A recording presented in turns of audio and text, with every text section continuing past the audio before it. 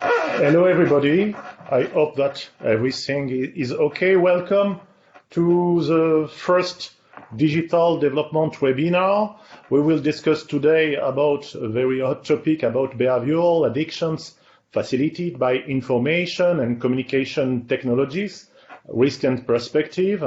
And we will discuss of the strange link and behavior that we may have with our smartphone, with internet, and how today we can organize our life with these devices like that. It's my pleasure to welcome two very distinguished guests about that, and I will co-present this webinar with my colleague Elena Edu, and we will welcome also, just after that, our opening colleagues, meaning Patrick Penenx and Thomas Cato. Elena, the floor is yours.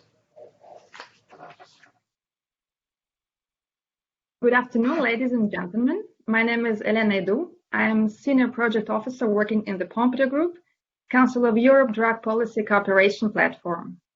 Pompidou Group is an enlarged partial agreement of the Council of Europe, bringing together 41 member states from 3 continents. It's my pleasure to moderate this first joint webinar organized together with the Information Society Department. The challenging issues of our society we are dealing with are so interconnected, so bringing knowledge and expertise from our 2 fields will be an enriching experience for all of us. In today's webinar, we are honored to have 2 distinguished experts, Professor Yves Citton, Professor in Literature and Media at the Université Paris 8, Vincennes-Saint, Denis, and Director of the EUR-Tech. He's an author of several publications and books, and the latest of which is Génération Collapsonaute, published this year in collaboration with Jacopo Rasmi. The second guest is Mr. Antti Järventaus, Development Manager at Save the Children Finland. Mr. Järventaus has been working with topics related to children and digitalization since early 2000 and have been collaborating with the Pompidou Group for many years in matters related to drugs and internet. We are looking very much forward to our interesting discussion today. Yannick, over to you. Thanks a lot.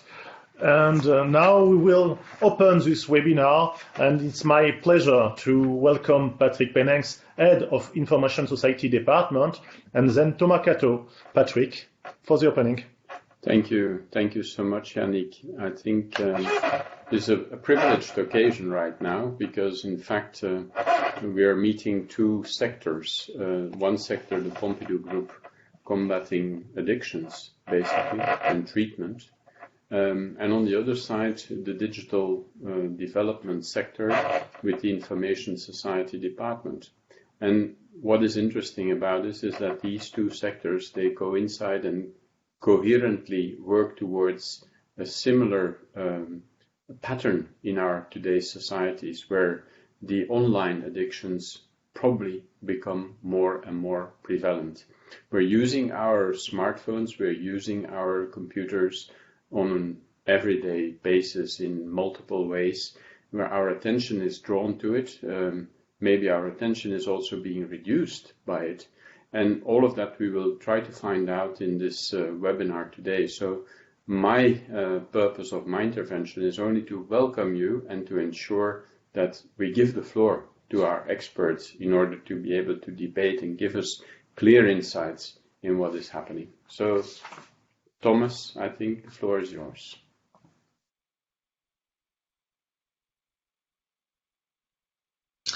Thank you very much, Patrick.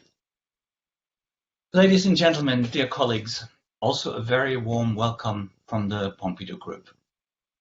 Undoubtedly, new communication and information technologies bring about many advantages for us and our society. At the same time, concerns are growing about excessive use of social media, gaming, and online gambling. There is now a widespread fear of new addictions. Patrick just alluded to that. Many people are worried about their children becoming what is commonly called internet addicted. Indeed, today we start to understand that many internet-based offers are purposefully habit-forming. They are programmed to keep us engaged.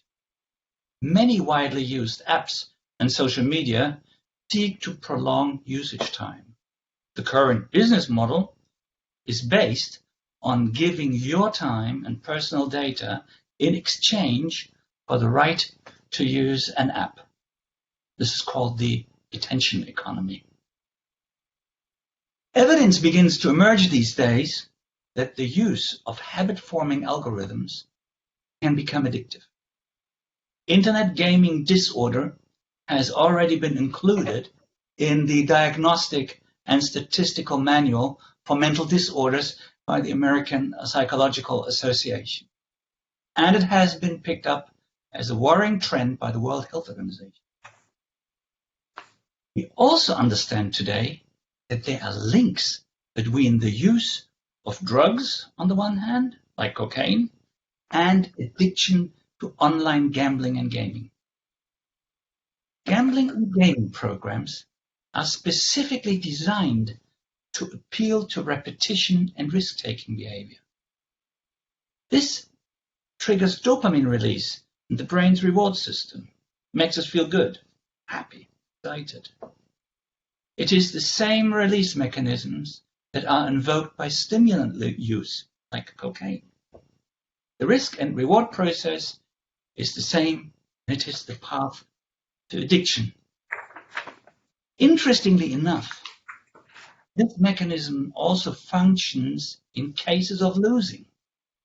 This helps us to explain why people keep on gambling even when their financial losses get completely out of control. Studies show us frequent gambling is positively associated with higher levels and problematic patterns of alcohol and other drug use. For example, cocaine users show a statistically higher score in excessive time spent in social networks. Ladies and gentlemen, at the same time, we also record that many people that seek treatment for drug addiction at the same time seek treatment what they refer to as internet addiction. Obviously, this is not surprising, since the way drugs cause a restructuring of the brain's reward system, which is similar to the one caused by excessive use of habit-forming apps. The study shows us that behavior experienced by such excessive use mirrors the behavior patterns that occur when drugs affect the brain. And adding to this, the COVID-19 pandemic puts a totally new dimension to all of this. Will lockdowns and other pandemic-related restrictions increase problematic internet use? Will this lead to even more prevalence of online addiction? And furthermore, will the IT industry attempt to maintain such high traffic levels once things get back to some form of normal? Ladies and gentlemen, these are the issues we cannot fail to address, because otherwise we may risk another pandemic. And this could be a pandemic of internet addiction. Back to you, Elena.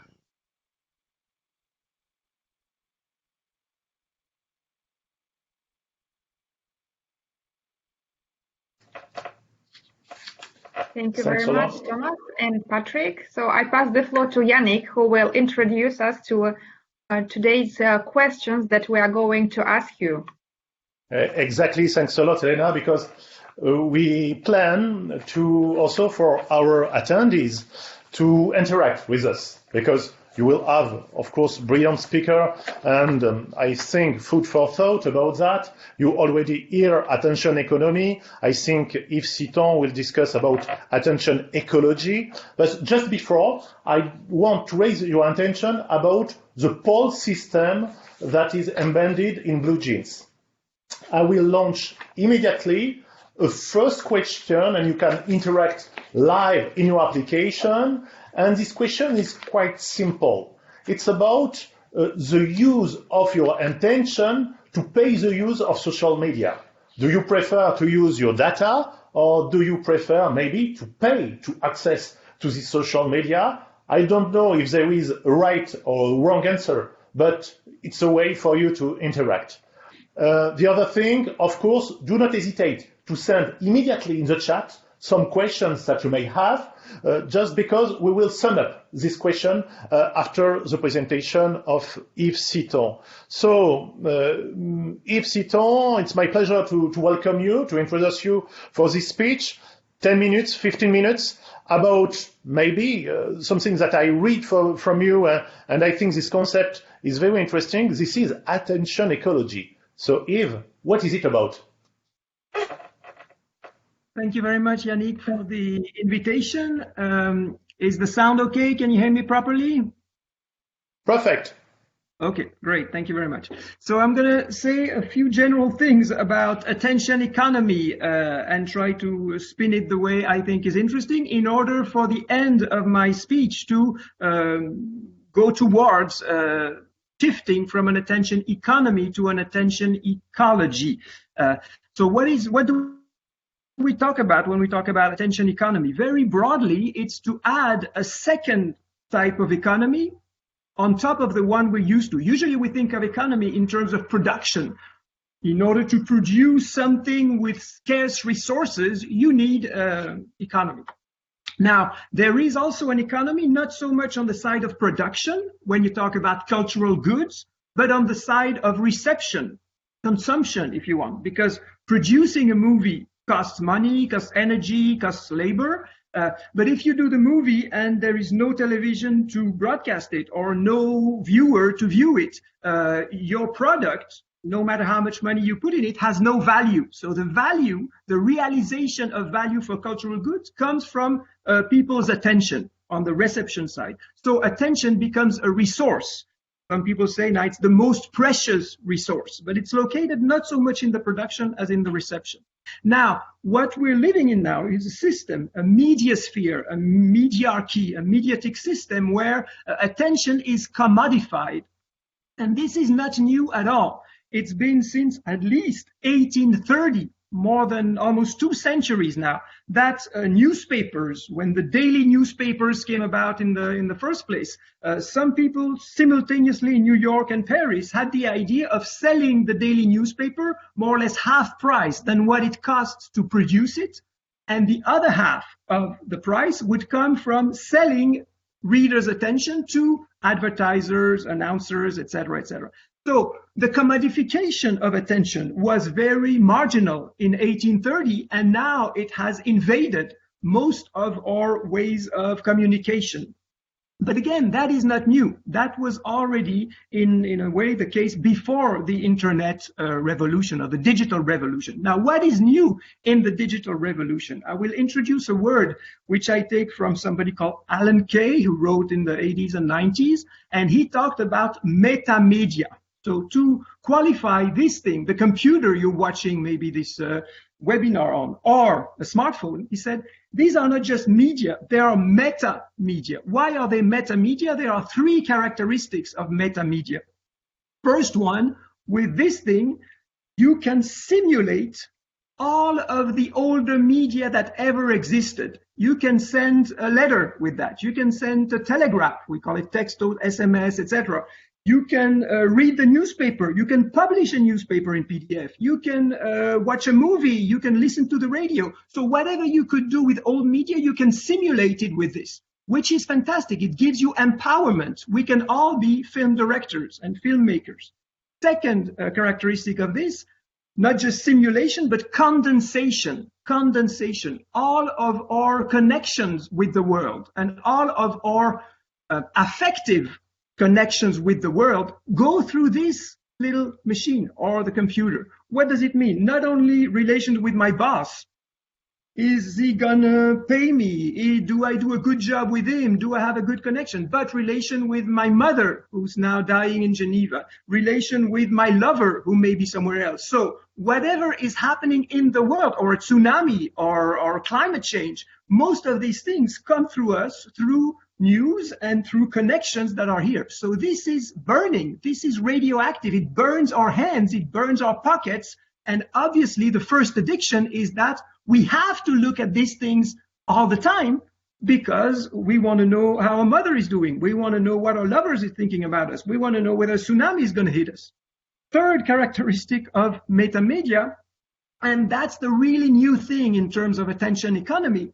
The new thing is not what happens between the screen and me, my eyes or my ears. Again, this is a simulation of films, of television, of radio. There's nothing new in this simulation. What is new is what happens behind the computer, behind this, which is that my attention to what I'm looking at or what I'm listening to is being constantly tracked.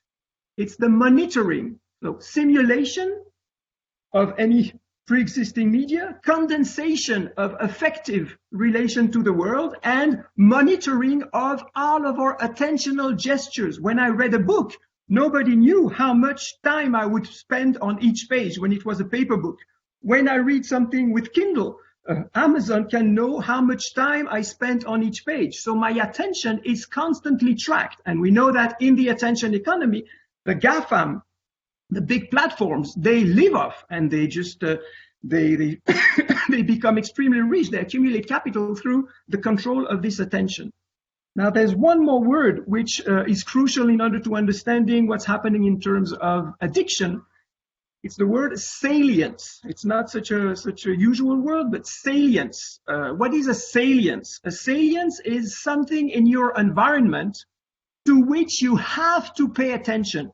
Typical example is a siren. When you're in the street and you drive, ambulances, police cars, fire trucks, they have sirens, and it's loud and it's a light that sort of blinds you if you look at it. So it's made for you not to be able not to pay attention to it. Salience.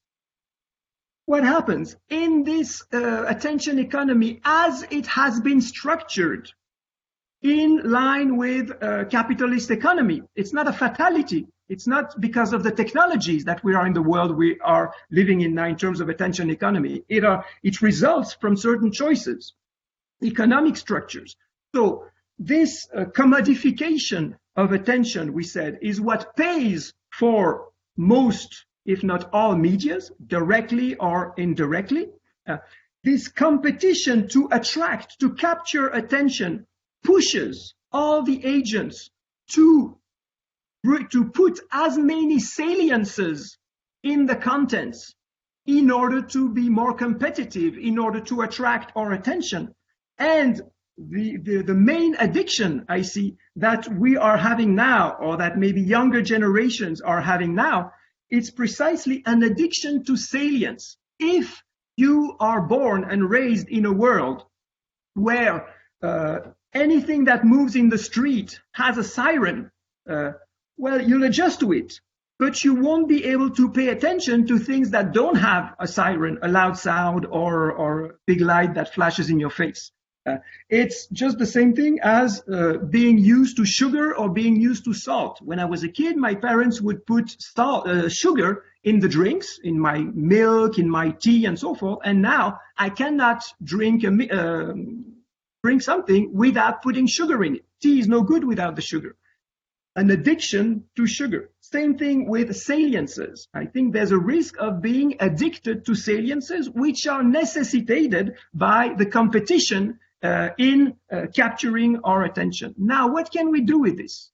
Do we lament that it's the end of the world because everybody's so addicted to these sort of highly attractive contents? First, we have to think addiction in relation to habituation. It's very close to habituate oneself to do something, to develop a habit, or to develop an addiction. Maybe we can discuss later what is the difference, but in a way it can be adjusted. And we can think of the plasticity of human beings in general and of human cognition and human mental behaviors. So we can hope that people will adapt to just seeing saliences all around and deal with it. And as a matter of fact, it seems that younger generations, it's only old people like me who tend to think that young generations are not cultivated enough because they don't read enough and so forth. I'm not sure it's as true as old people think. I think younger generations develop a way of just dealing with this saturation, if you want. Now, what we can do, and I will conclude briefly on this, is think of attention as in need of being protected as a common good. And that's where I will start talking about ecology, an ecology of attention. What are the premises of an attention economy? It's a premise of trade, an economy, the way we think about it. Again, it doesn't have to be the same thing in all cultures of the world, but in our tradition, an economy is something that helps us trade with things. So exchange, I give you this, I purchase this, you give me money in exchange for it, and so forth. Usually we try to do it for profit. Usually we treat our surroundings as giving us resources that then we can exploit, extract these resources and sell them. So this is one way of thinking the economy as something extractivist. Our challenge now is to build on top of that, because this is how it's been developed. So we can't just deny it magically like this. It is organized this way. We have to correct the misgivings and the destructions generated by this with an attention ecology, which is to think not in terms of profit or extraction or resources so much as in terms of sustainability and in terms of diversity. So just to summarize what I've been saying, I spent some time talking about metamedia, because I think we have to understand what is new in the technical devices that we are using. But there's a discipline some of you may be familiar with or not, called media archaeology, who tries to study how new media were accepted and rejected and fought in the previous times. And if you look at what was said about cinema, for instance, between 1895 and 1915, at the very beginning of cinema, all the things we're saying now about smartphones, all the addiction, the fact that video games tend to drive people crazy and make criminals out of them and so forth, exactly the same thing we're told about cinema at the beginning of the 20th century. And in a way we can say, oh, they were crazy because cinema doesn't damage your brain. And yet maybe cinema and television and radio played a part in something like Nazism, in something like World War. So it's not so clear that we should laugh about these things. Yet we should be aware that whenever a new technology comes in, there are a lot of fears. Some of them are rational, some of them less rational. But I think the main problem is not in the technology. The main problem is not this. It is in the system of incentives, in the economic structure that brings about competition, and a competition that tends to lead to a situation where winners take all, in a sort of vulgar and simplistic Darwinist form of evolution, and that what we have to protect against this extractivist use of attention, again, is an attention ecology that would start by considering our common attention and my attention and your attention as being partly a common good. And I think I used my 12 minutes, so I will stop now, and maybe we can have some questions if there are some in the chat.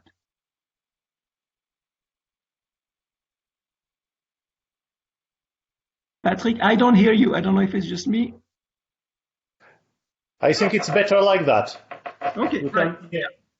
So thanks a lot, Yves, for this presentation. And again, there is very important points that you made here. And indeed, if we think about some years ago, some decades ago, when we were discussing about cinema or other things, obviously the discussion at this moment was very different. So just for your information, I finished a poll online. The first question was, would you be ready to pay for social media use with money instead of paying with your personal data?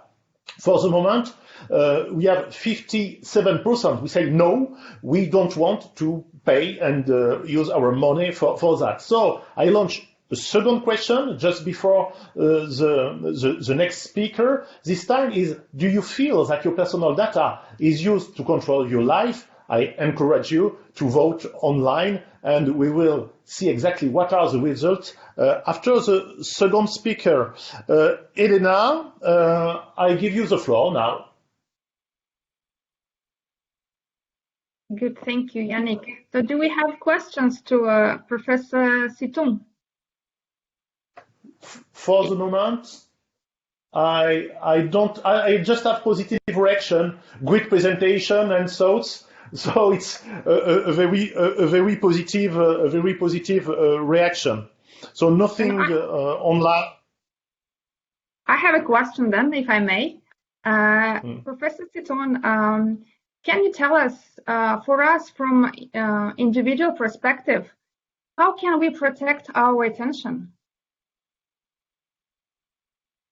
Thank you. That's a very good question, and you specified in your question from an individual perspective. And I think that from an individual perspective, we should always look at attention issues on at least 4 different levels in order to protect our attention or in order to assess what's happening to us in attentional terms. The first level is usually the one we think about, and you were right to say from or individual level or personal level. Well, there are a number of things we can do if we have certain privileges or certain luxuries. For instance, myself, I can decide that tomorrow morning I will not look at my mail, I will not look at my telephone, and I will read a book, or I will write poems or whatever.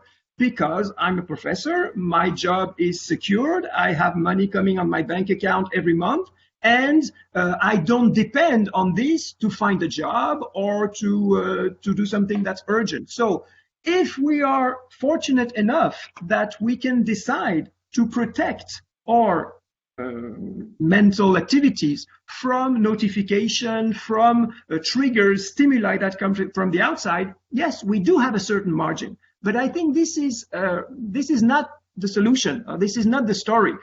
The story is to look at the 3 other levels that are more collective. The second level is what is called joint attention.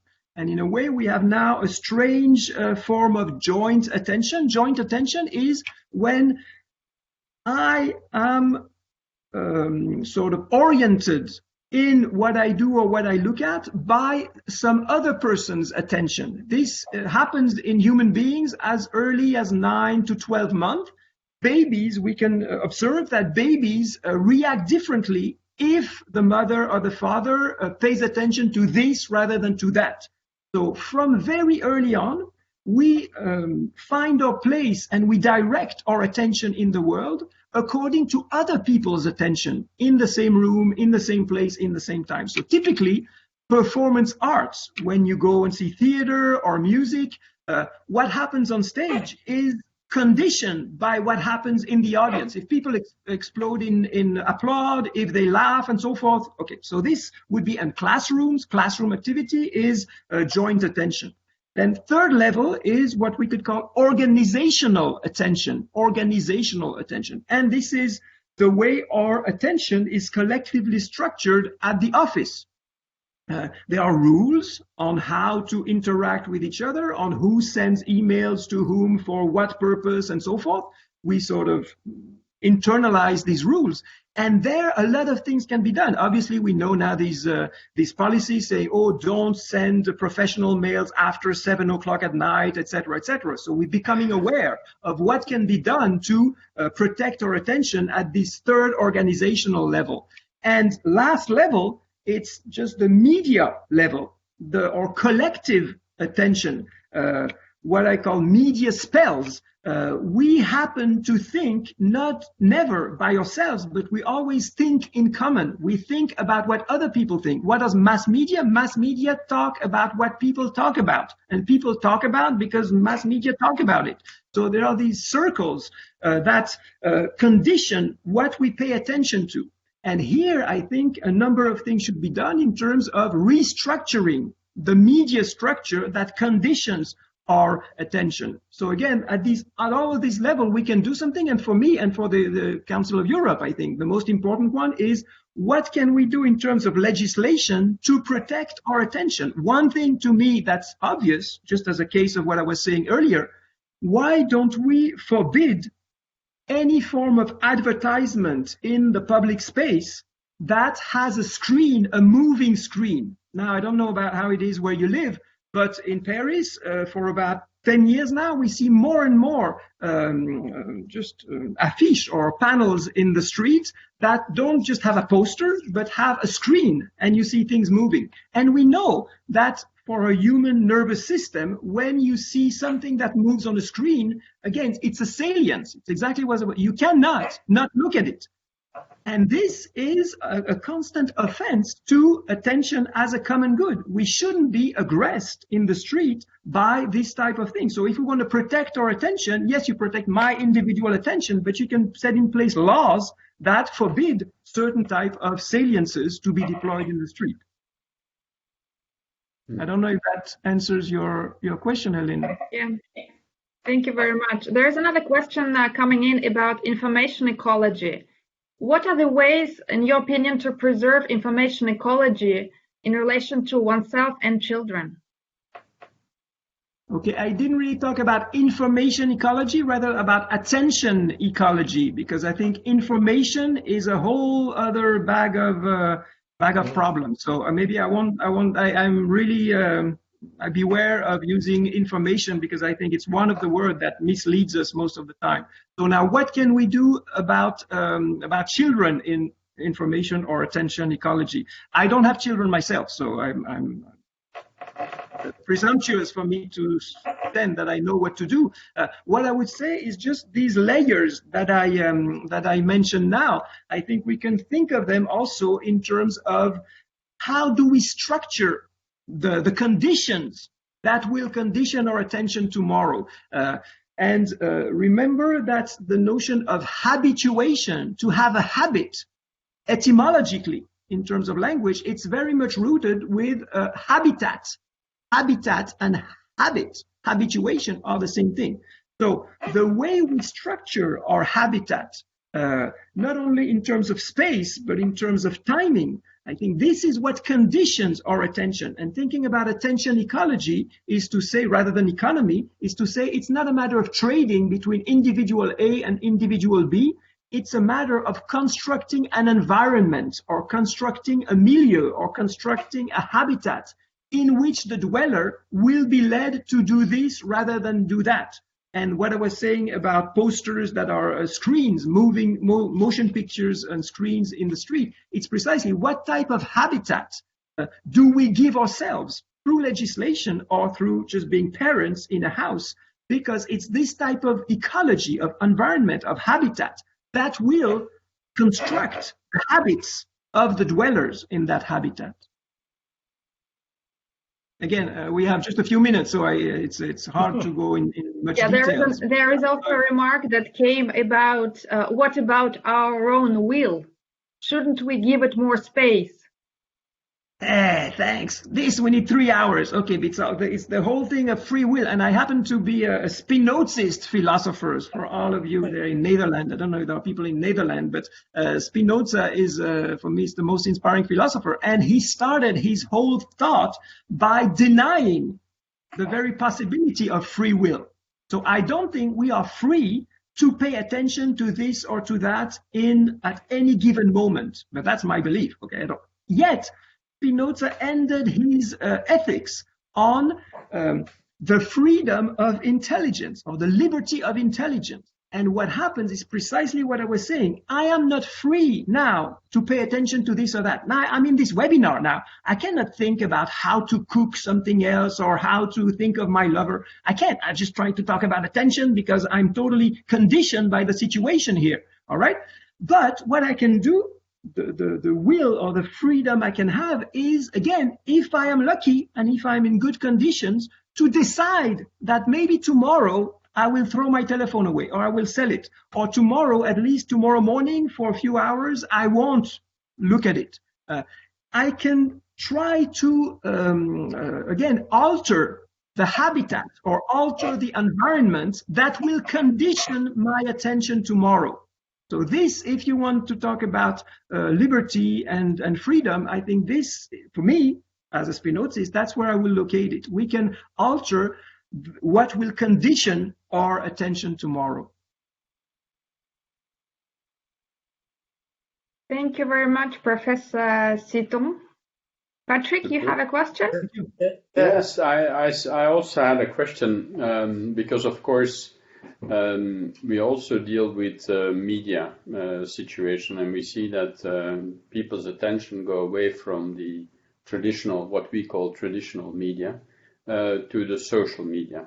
So I have maybe a little bit more difficulty to understand the difference between what you call the joint attention, because the joint attention becomes increasingly oriented by what the others talk about on the one side, and on the other side, the media level. I think this is becoming more blurred because a lot of our regulation concerns the traditional, what some people still call the mass media, whereas the social media are much less regulated. So my question to you is, what is the difference, what is the distinction, and where should we orient ourselves to? Fantastic, thank you. You really put the finger on what is most difficult, because I could rephrase that question in saying, now, are we in joint attention now? Yes, we are in joint attention because I can see your face, because I can see your reaction, you, not the other people that I just see the name. So we are, and yet so far in the history of mankind, joint attention meant you are at the same place at the same time. So now we're very far away at the same time. Yeah, is it the same thing? Same thing for Facebook. Is Facebook just like a form of telephone with telegraph, telephone, whatever you want to call it, television that is private, where we are in private, or Twitter or Skype or whatever? Or is it a mass media? Because in certain cases, you can just have 2 or 3 people working on it at the same time. Sometimes you can have millions of people. So these are new hybrid objects that work both as mass media and both as just exchanging letters or speaking in a hall with 5 or 6 people, bunch of friends acting together. So these hybrid media, these hybrid objects, we're not used to them. We don't know what to do with it, and they have been set in place so fast. For about 30,000 years, we have gotten used to representations like a bison or a wolf on a wall of a cave. So we know what to do more or less with these things. Cinema, it's been more or less 100 years, so maybe we're starting to see what cinema does to people. Television, I'm not even sure we understand what television is. I think Mr. Trump coming to power, we don't know what television is because he's mostly a television man. And all these Facebook or whatever, we have no clue what it's doing to us, unfortunately. So I wish I could answer your question. I'm sure I would have several Nobel Prizes, but I can't. Okay, next. Thanks a lot, Yves.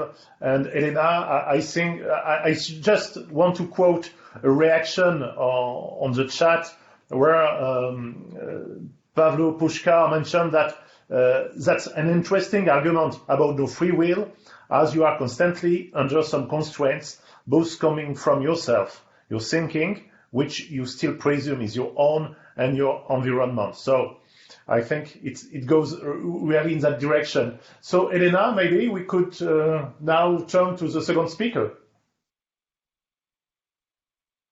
Yes, and before we go to the second speaker, let's look at the results of the poll, of the question.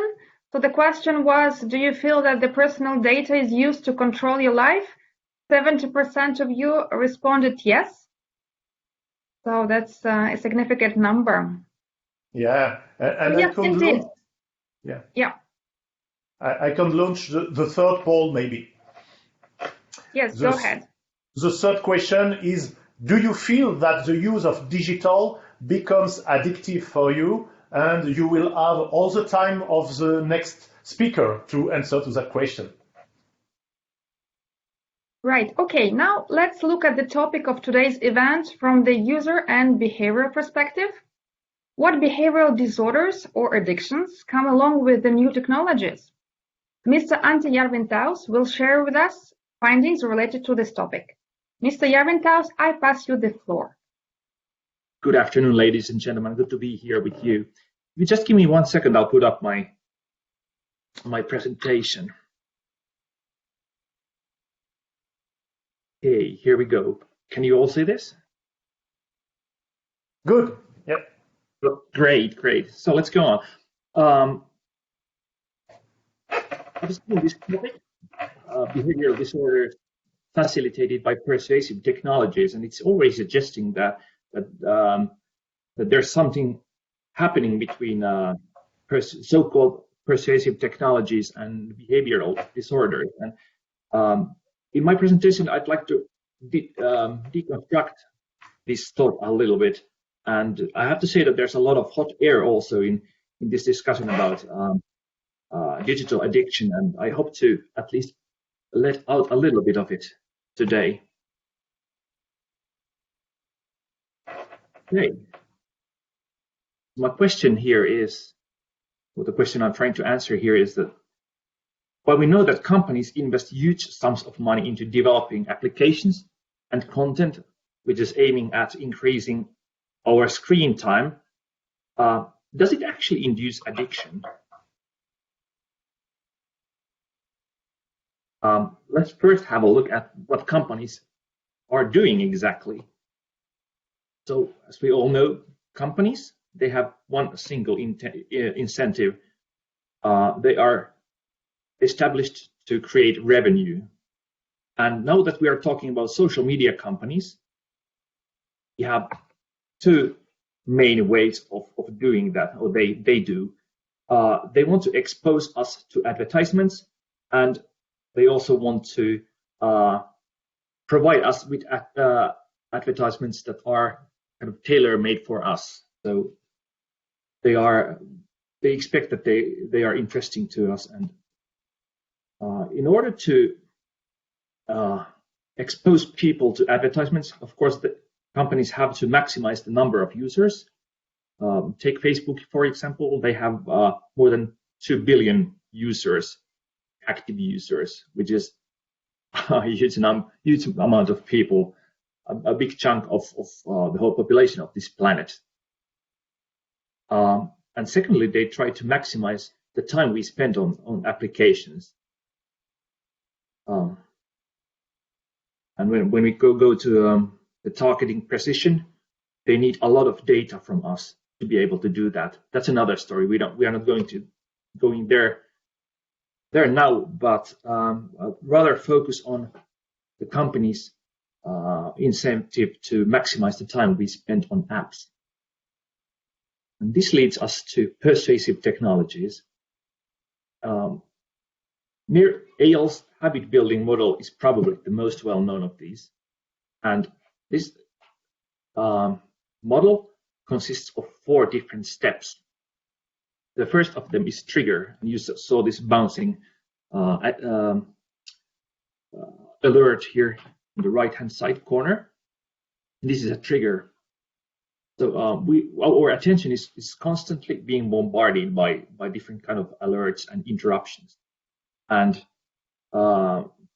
like Professor Citton said, we are more or less helpless when we see these. We cannot choose where we put our attention, not very much at least. And we usually take some kind of action. And while taking this action, of course, we leave traces.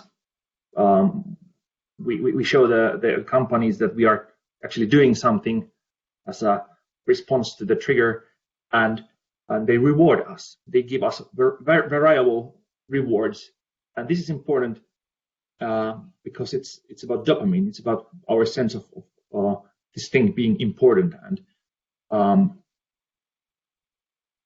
why variable rewards? It's because if we would always get the same response to our action, it would not induce so much dopamine in our brains. So the companies are constantly changing what we get out of pressing a button or doing something. We get more dopamine when the reward is changing by time. We start to invest in this application. If it's let's say it's Instagram, we have posted hundreds of photos there already, and it's really difficult to put this application down and stop using it. It's the same with Facebook and our connections. It's actually pretty much the same also with calendar applications. We've already put our lives into it, and it's difficult to get rid of electronic calendars, for example. So we invest time, and we keep getting triggers, and over time, these triggers become internalized, so that we don't even need the external trigger to start using the application. There are other means as well. We're really dependent on social feedback and interested in different kinds of metrics. We want to have rewards like different kinds of milestones or compliments. I'm using a running software application myself, and it always thanks me for running and says something nice. And it's actually, according to studies, it increases my likelihood of using that application again. We have never-ending content. I think many of you have autoplay in use. That means that, for example, when you are about to end your Netflix session, it immediately suggests to you that you'd continue, and if you don't do anything, it starts the next episode without your consent. Cliffhangers, these are more is like storylines which stop just before you get to know what happens next, and then you are invited to take action to see the next one, and so on and so on. These technologies are especially present in social media applications, not even all of them necessarily, but the Facebook definitely and Instagram are among the most popular ones, which uses these technologies. But my question here is, whose ends is this technology serving? Because this persuasiveness can also work for our benefit, but it doesn't always do that. And I think the ethical question here is that if it serves our own or things that are important to us and supports us building habits around those goals or important things we have, then it's okay, it's good even. But if the goal is to just keep us using this social media application, for example, in order to be able to expose us to the advertisements, I wouldn't be so happy with that. So the next question, what about addiction? I think the word addiction is used quite loosely nowadays. Of course, in the day-to-day speech, or the normal speech, it's quite okay to say that I'm addicted to something. But if you talk about it clinically, then you have to be really, really precise about it. And while working with children myself, I have to be even more careful about using that word, because there are certain things related to children's developing psyche that requires me to be careful about using that word. When we talk about the digital addiction or online addiction or so on, there are actually two diagnostic systems that have tried to define that disorder in some way. This is the newer one, ICT, by the World Health Organization. I'm not going to read out the criteria here, but it's good to notice that this has been adopted quite recently, whereas the other one, which has been used for a longer time and is actually used also more in different kind of diagnostic operations, DSM, the American thing, it's a little bit more precise. And what I think is interesting is that very much of the research paying attention to prevalence, for example, use a DSM instead of ICT. But it's good to know that there are at least attempts, more or less successful attempts, to define what addiction is. But I want to take your or pay your attention to one thing, and it's about the fact that these are about gaming, online gaming or internet gaming. These are not about digital addiction in general, although they belong to a category of addictions related to the internet. But still, I mean, very often when you hear somebody talk about internet addiction, they're actually referring to DSM or ICT, these gaming disorder definitions. So how common are these disorders then? This is based on the DSM, and in Eurasia, there's a number 0 to 1 to 33%, which is it's a huge bracket. You have like 2 orders of magnitude there. So this is actually not a very helpful figure for us. If you look a little bit closer, and this is from a literature study, quite recent one actually, most of the European figures fall somewhere between 1.5 and 1.5 to 5.0%. So we are talking about not a huge thing, but something to pay attention at least. But like I mentioned before, not everything we think of as addiction necessarily is addiction per se. And I would like to think about the way we use these devices or are habituated to them, as Professor Citton said. It has like both beneficial and harmful impacts on us.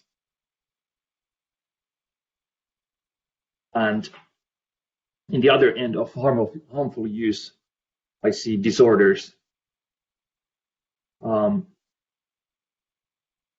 being defined either through DSM or ICD. Definitely something we have to be worried about, but how much worried about? Perhaps not quite as much as we often think we should, because a lot of things that are happening in our lives, quarrels in the family. I fight about devices with my kids almost every day. Cultural clashes. They want to bring their devices to the dinner table, which is not okay in our family at least, or we're not allowing them to use them while going to bed, etc., etc. These are often thought of as symptoms of addiction. But I would rather see more through the lens that a lot of stuff that are important to them actually are delivered through the phone, and that's why they use them a lot. Then we have our old habit system that sets certain rules that when you are with people, you have to pay attention to them, not to device, and a lot of classes come from that. But what I'm interested in is what's happening in the tipping point here. When does the beneficial or non-harmful use become harmful? One way of looking at it is through the concept of digital well-being. This is based on different kind of mental health models. Basically, if a person's constituents of healthy life are in balance, they get enough sleep and exercise, they have friends and important social relationships, they eat well, and this is from children's perspective, especially. They are protecting family routines. They are able to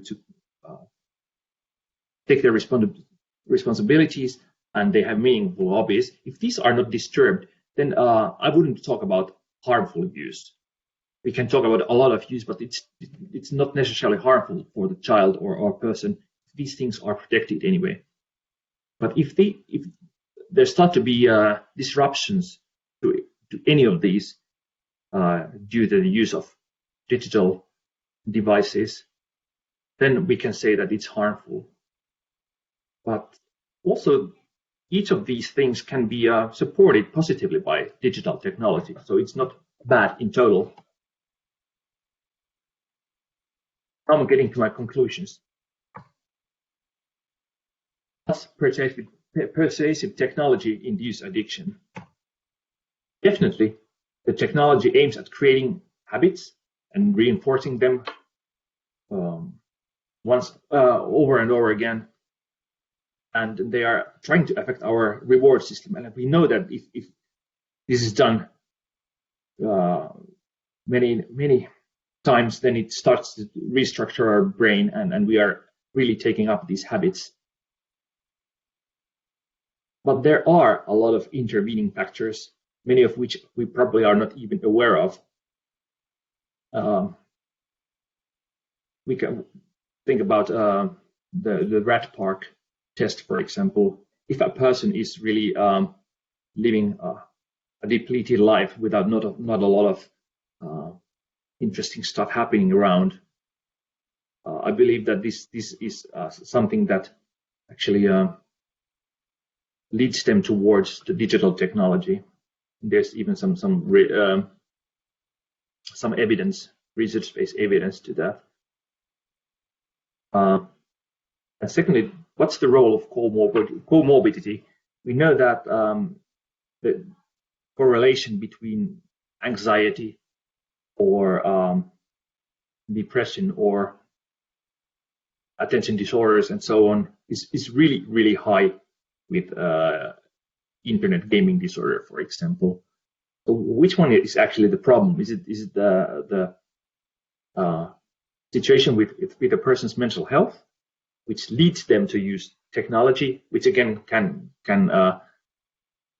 affect them negatively or positively, or is it actually the technology that leads them towards these mental health issues? I don't have a definitive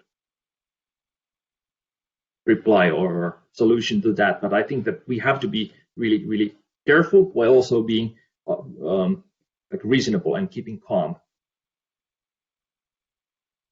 Secondly, I would like to add resolution to the discussion, because if we don't identify these different things we call addiction, and we don't differentiate between, like, let's say, cultural clashes, fights within the family,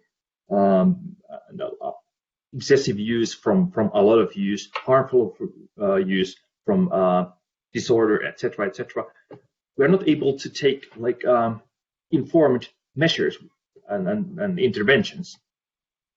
So it's important to break down this thing a little bit. And secondly, there is harmful and beneficial persuasion.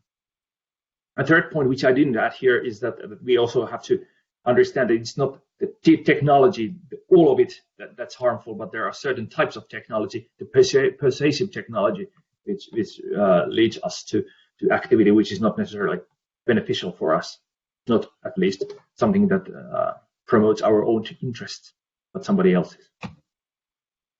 We definitely need more research, as we saw, for example, in the study about prevalence. 2 orders of magnitude. It's crazy. It's so much that we really can't say what's the real prevalence of this problem.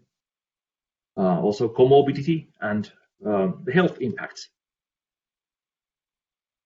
For the fourth, we have to address these real disorders because people are really suffering from them. Young people may use years of their productive lifetime to just playing games or We also know that there may be some negative impact by using a lot of technology, although these results are quite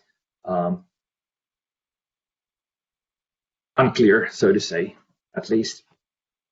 But we need to have specialized prevention programs and treatment opportunities for those who are at risk or suffering from these disorders. And for the fifth, I think that it might be useful to regulate against harmful persuasion, just as we do with subliminal marketing, and also neuromarketing is something that's considered quite unethical, and we are trying to prevent that. But we are not regulating against harmful persuasion, which is based on algorithms and a lot of data about ourselves behind it. Thank you for your attention, ladies and gentlemen, and we'll be happy to answer any questions you might have. Thank you. Thank you very much, Mr. Järventaus.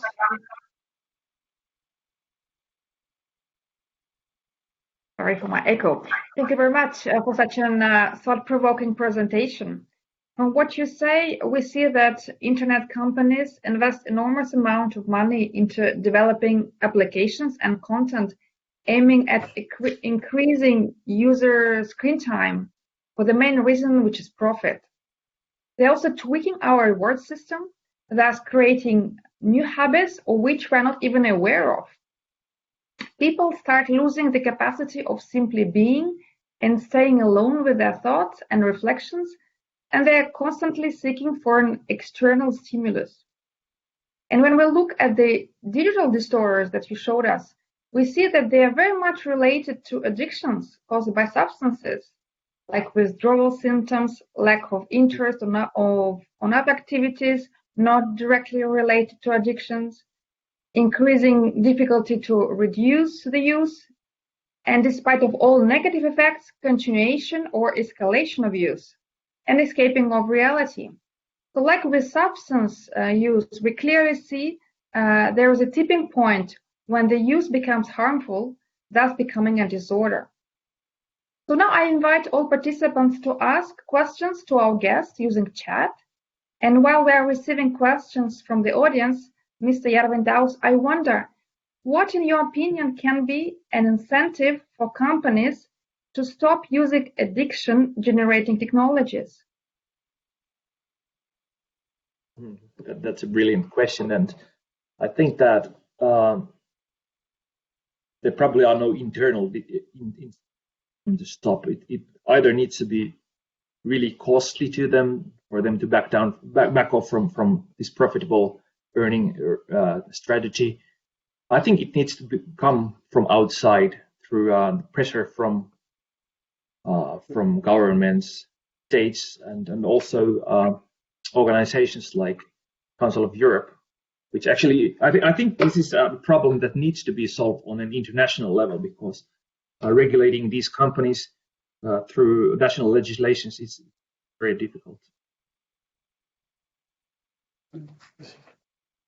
Antti, if I may, Elena. The thing is, well, it's thank you for your reply, Antti. The Council of Europe has started to work with internet companies and telecom companies in order to enter into a partnership to ensure that these companies increasingly respect human rights, rule of law, and democratic standards. So I wonder to which extent it would be interesting, but as you said, we probably would need more research first to be able to see to which extent, what is the amplitude of the phenomena. Are we just worried parents that think that our kids, because they are spending too much time on those new devices, and they probably copy us, quite frankly. They're copying what we are doing, and that we reprimand them for doing what we are doing. But okay, if there is a question of harmfulness, maybe this is something that we would need to research more in depth, and especially when we speak cautiously about possible addiction, then it could be possible to also enter into a partnership with those companies producing gaming online or offline in order to check to which extent they can have or pursue similar goals as the Council of Europe would have, whether that be with the youth sector, whether that be with the children's division, or whether that be with the Pompidou group or the digital environment in which we work. So it may be interesting to look at that, but I think we definitely would need more research first before we start, let's say, labeling certain behavior as addiction. I agree. If I may, from my side, we don't have new questions yet, but just to give you the feedback from the third poll, the question was, do you feel that the use of digital becomes addictive for you? 86% say yes, so maybe there is an issue. And Antti, I have a question for you. With all this context, do you think that there is something wrong with digital transformation in general? Meaning, we say that, of course, there is a progress thanks to digital in general. We are discussing now together thanks to all these devices. But generally, more generally, this digital transformation on our world, do you think that the impact is obviously negative, positive? What is your opinion on this transformation in general? Oh, that's a easy question, Yannick, but I think that there's also an equity gap here. For some people, it's definitely bringing a lot of benefits, but then there may be a lot of people at the same time who are being kind of left behind or excluded from the benefits. I think that first you should be able to define what's good for humans and societies, and only then we could actually answer that question. I'm sorry, I can't be more precise. Yeah. So, Antti, there is a question in the chat. What do you think about the film Social Dilemma? Do you think it's a balanced presentation of the internet industry and the economic model of that industry? Yeah, it's been something that's been going through the whole society. At least here in Finland, even my kids have seen it in the school. I think that one has to keep in mind that it's something that's being put out by activists, and of course then needs to be something provocative, definitely. So it's a provocative documentary, but also I think they are touching like real things, and it's good that somebody's like blowing the way for the rest of us. Even though I think that from my point of view, some of the arguments are really probably a little bit too radical, or I would rather be a little bit more careful about saying certain stuff myself. But they're pointing the finger to the right direction, at least I think. However, I would be hesitant to call digital addiction a public health problem. That's something I'm thinking about a lot, but I haven't heard from, let's say, public health units that they would be treating a lot of people suffering from these problems. But like I said, we don't know the full impact of digital on our lives and our societies and the planet itself in full. So we are probably wiser in 50 years or 100 years. Now we're just trying to cope with it. A good question comes here from the perspective of parents. How do we manage to convince teens or children to stay away from screens when from the morning till night they are encouraged to do so? Introduction of PC at school, nowadays online education, keeping social relations full-time through mobile during confinement, online gaming, and so on. So what shall we do, parents? Yeah, that's a brilliant question. And of course, there seems to be this the assumption that we should keep them away from screens. I think how do you say that? You shouldn't use digital technology always and everywhere. You should have like a compartmentalize the use of it. So, for example, what we do is that we give children a certain times in day and week when they can use devices, and at certain times they are not allowed to do that. My kids are 9 and 12, so they are still in a vulnerable situation. Our own experience example is the key, I would say. If we are addicted to phones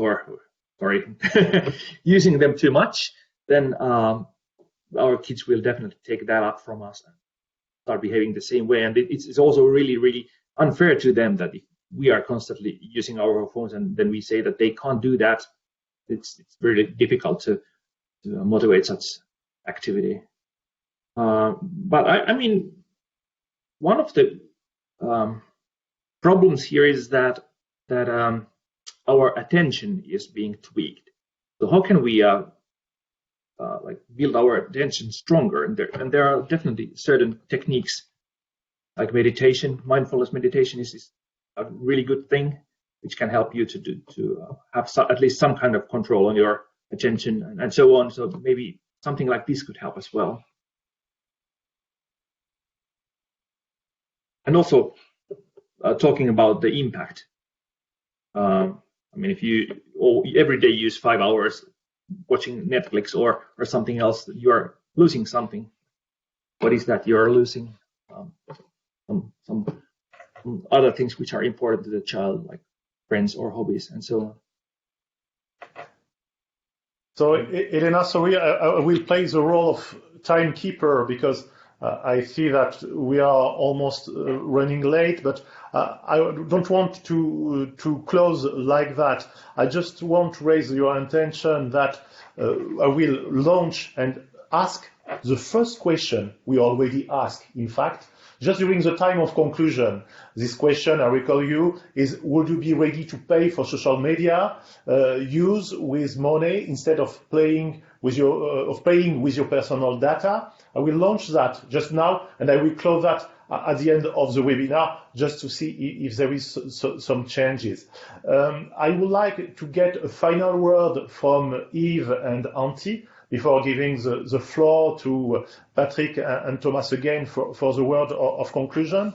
And maybe as a way of reaction, we see again that this digital transformation leads to new way of using data. But what is surprising for me, and you know that, is that Steve Jobs do not give tablets to his own children. Isn't it a signal that there is maybe something to use with care, meaning all these digital devices must be used with care? When you see all these digital leaders that are very careful with that, how can we educate people? So my final question to Yves and Antti is very close to the last one, close to told by Elena, is now how in our daily life could we have a healthy way to use digital? Yves, maybe in our daily life, how to have a positive use of digital? For me, when I was, well, thank you for this whole presentation because I learned a lot and it was fantastic. And as I was looking at Antti's presentation, first I was reading his description of the 5 features that you need. I mean, it's not his, the prescription of 5 features that you need in order to be addicted. And I'm totally addicted to writing, or I'm totally addicted to the things that I like to do because we're not going to go through it. So as Antti said, I think it depends what your addiction is making you do, and is that thing harmful to you?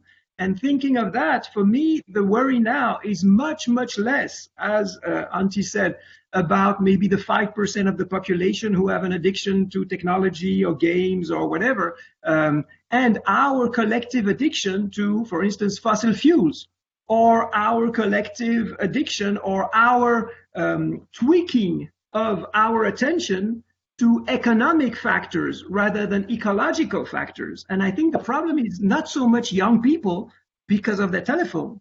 It's older people like us who are always constantly putting economic figures and unemployment figures on top of climate issues, saying that this will be sorted out later. So yes, there might be problems with our digital devices, but let's not lose sight of what the main problems and the main threats are over our societies. And I think us older folks don't have to teach lessons to younger folks in terms of having attentional problems, because we have been having and we are constantly having attentional problems in not paying attention to the things that are most harmful to us. Antti, please. Yeah, I totally agree with what Professor Citton said. I think that we have to find the balance when using these devices. We cannot stop using them anymore. So the key question is that how do we use them so that they are beneficial for us, not harmful, and find personal strategies, family strategies, community strategies, national strategies, and even global strategies to do this. Because if you think that it's a little bit more than 10 years ago when we were bombarded by these devices like a island full of monkeys. They were dropped on us with parachutes, and we didn't know what to do with them. Really, we didn't have the code, the norms, and so on. We are now in a process of some kind of Rousseau-style. What's the English word for that? But we did before the norms are formed.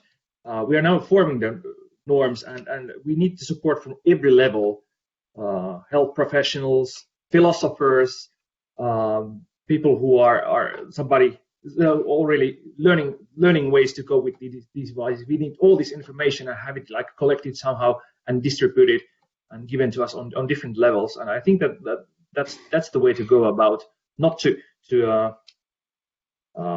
prevent using things, but to learn to use them wisely. Antti, I think you almost give the final word, because for my side, I just want to quote something that came in the chat. Problem is not with digital, but with our skills. Exactly. And I think it's a good way, and it's why we will continue in 2021 this kind of webinar. I hope to raise again and continue to raise attention to open discussion, and I would like to warmly thank Yves Citton for his availability and kindness. It was really very inspiring, and from you also, Antti, many thanks for your availability also, and your very, very, very clear speech. Elena, I think it's time to go slowly to conclusion. That's right. And what Antti was saying, it's very important to raise awareness. And I think already our webinar online event shows that we raised awareness among our participants, because if we look at the results of the poll of the question, would you be ready to pay for social media use with money instead of paying with your personal data? At the beginning of this event, the majority of people said no. After having heard these brilliant presentations, public opinion has changed, and the majority is now ready to pay. So this is also the role of this webinar, is to raise awareness, and I think that we've done our job, I must say. And as you said, Yannick, so much to be done in the future. Drug policy and addiction challenges in general dealt by the Pompidou Group have strong links with the work of many Council of Europe bodies. And already we see that with information society department, we clearly see the aspect of cybercrime, internet use, from one side as generator of addictions, and from the other side being an effective way to offer prevention programs and treatment offers, and of course the use and role of artificial intelligence. So many interesting topics to work on to create synergies for a bigger impact in the future. And to close this event today, I turn back to Mr. Patrick Pennings and Mr. Thomas Katau for conclusions. Mr. Pennings, I pass you the floor. Thank you so much, Elena. And thank you, Yannick, for moderating this event. I realize that I'm completely nomophobic, which is apparently the Cambridge Dictionary word of the year 2018, which is basically the fear of the idea of being without your mobile phone. And having put my mobile phone away for the time of this webinar, I feel completely at loss. So maybe that's something to look into. I gather from Yves' presentation that we are all directors and filmmakers, that we all have our connections through the mobile phones and computers, and that we also have to take care, and that's the similarity between what Yves was saying and what Antti was saying, that we have to also look at what happens at the back of the computer, what happens at the back of the cell phone. And that is one of the areas in which we are also working, that is the data collection that is there, and that also defines and determines who we are and how information gets to us. So there's an interconnection there. I think it was important to connect on the one side the work of the Pompidou Group, on the other side the Information Society Department, and that we have to, and that comes out of both presentations. It's too early to judge, but we have to keep monitoring. And I think we have to keep exchanging about these issues, and to ensure that the developments that are taking place in our information society are also looked at a level of our work on addictions. And we will continue to do so. As Yannick mentioned, in 2021, we hope to be able to go a little bit deeper in some of those issues that have been raised today, and continue to do so. I think it's really important that we have a look at digital development and the other sectors of development of the organization. So thank you for participating in this. I think it was a really interesting event that took a lot of notes from both Yves and Antti, and I will definitely be using those in the future. Thank you so much.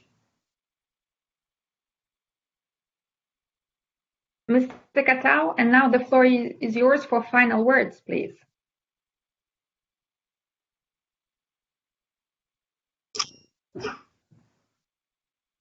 Thank you very much, Elena. Thank you very much, Antti, Yves, Yannick, and all the colleagues and people who participated with questions. I think I am together with you on the same bus, that we all see the need. It is high time to reflect critically on the effect this business model, data and exchange, for abuse. At the same time, we must also discuss how the applied technological and psychological mechanisms affect the well-being of individuals and our societies at large. And yes, we need more research. And here comes my but, and here I beg to differ, but maybe this is from the perspective of the Pompidou Group and drugs and addictions. But let me say this much.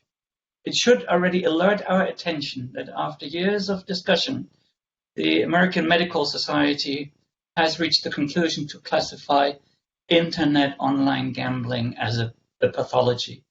And shortly after, the World Health Organization has done the same. This is not done easily. This is done at the basis of scientific evidence. And this scientific evidence has been collected for over 15 years now. To say we do not know enough to act simply does not hold anymore. We might not know at all. That is true. that we do know enough to act. Maybe we do not know enough to solve all problems. But anyhow, if we set out to solve all problems at the same time, we'll be asking for research for the next 100 years while the problems keep compounding. I make this strong point because last week I participated in the 8th International Conference on Pathological Gambling and Other Behavioral Addictions, which has been taking place over the past 10 years regularly with the whole international research community. And one issue gave me to think. It was the question from the medical professions as well as from the research communities looking into these matters. The question, how come that despite the existing evidence, which is enough to act, on the policy level, there is little or no action at all to be seen? And you heard from many of the protagonists involved in the conference that one of the reasons, which are not openly expressed but heard in the corridors, is that if it is agreed that this is a pathology that needs to be addressed as medical pathology in the sense as other medical pathologies, it would raise immense costs for the health systems. Antti has referred rightfully that the percentage numbers are quite small, but if you translate the percentages in absolute numbers, for some countries would increase the financial burden on the health systems significantly. So this should give us to think, because it cannot be that this state of affairs remains unaddressed, because there is a concern that there might be financial overload of our medical system. This would be failing our citizens and their right to life and their right to health. Yes, we should request more research, but we should act upon the research we're having. And online gambling and gaming are amongst the issues where the evidence is there that we can act. Here we know enough to act now. And the challenge will be not to limit smartphone or internet use. No, that cannot be the response. And here I agree very much with Yves that this is more, to summarize, the question of environmental prevention, in the sense of creating the right socioeconomic environment that we use, as Antti say, these technologies to our advantage, and it doesn't tip over to our disadvantage or harmful use. And to do this, we have to be innovative in finding new ways of regulating habit-forming design elements. This is what it's about. It's about regulating habit-forming design elements. Because it is true, these are the ones which are the dangerous parts of the game. And Antti has said himself, this requires regulation. There's no incentive in sight at this moment how this will come on the own accord of those who develop these elements, because they still make a lot of money with this. And also, at the same time, we need to develop incentives for the IT industries, and here I fully agree with the question which had come up. We need to develop incentives for less addictive products. We have good examples where this was not deemed possible in other economic areas, in the area of healthy eating, in the area of fair products, fairly produced.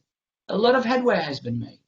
We have been able to reduce tobacco consumption, etc., harmful alcohol use up to a certain extent.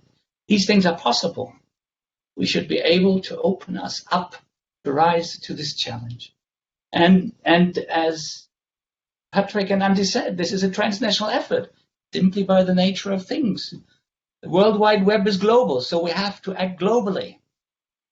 And globally, the global actors are the hemispheric organizations, like the Council of Europe and the Pompidou Group. And we must lead this charge in our world region. And it is correct, such an effort, Patrick, and I'm fully with you on this, can only be successful by engaging with the multinational IT corporations, with the business sector, on a level playing field. Because only together we hold the key to success. Ladies and gentlemen, the WHO has assessed that addictions are among the most paramount challenges for the future of global public health. This is again an established fact, not a proposition. We have also experienced how information and communication technologies can be used to undermine democratic processes. Please do not forget this. Another phenomenon happening in parallel to what we have discussed. Social networks have become an instrument in distorting facts and creating false realities, influencing elections and so forth, as we have seen on the other side of the Atlantic for years. Take these developments together, you will see one of the most serious threats for the functioning of our democracies, in our opinion. In other words, addressing what is commonly called internet addiction will be an active contribution to democratic security. The Pompidou Group is in the process to adopt a new revised mandate. We expect that we will be mandated by our member states also to tackle these new addictions, hopefully as from next year. And this came about for a number of member states urgently requested that we add this to our mandate because they have noticeable, increasingly big problems with online gambling and gaming in their countries, which is bearing down on the public health system already. So, if we take this approach that we join forces, as Patrick rightfully said, we will pave the way to more and intensified cooperation between the Council of Europe's Information Society Department and the Pompidou Group. Personally and professionally, I'm very much looking forward to this. I think this is no secret. And I hope together we will bring governments, civil society, and the IT industry around one table. And I'm convinced that together we can and will come up with a host of innovative solutions in a consensus. Ladies and gentlemen, I thank you for having been with us today and look forward to see you at our next digital development webinar. Until then, stay safe, healthy, and consciously connected. Bye-bye. Bye-bye. Bye.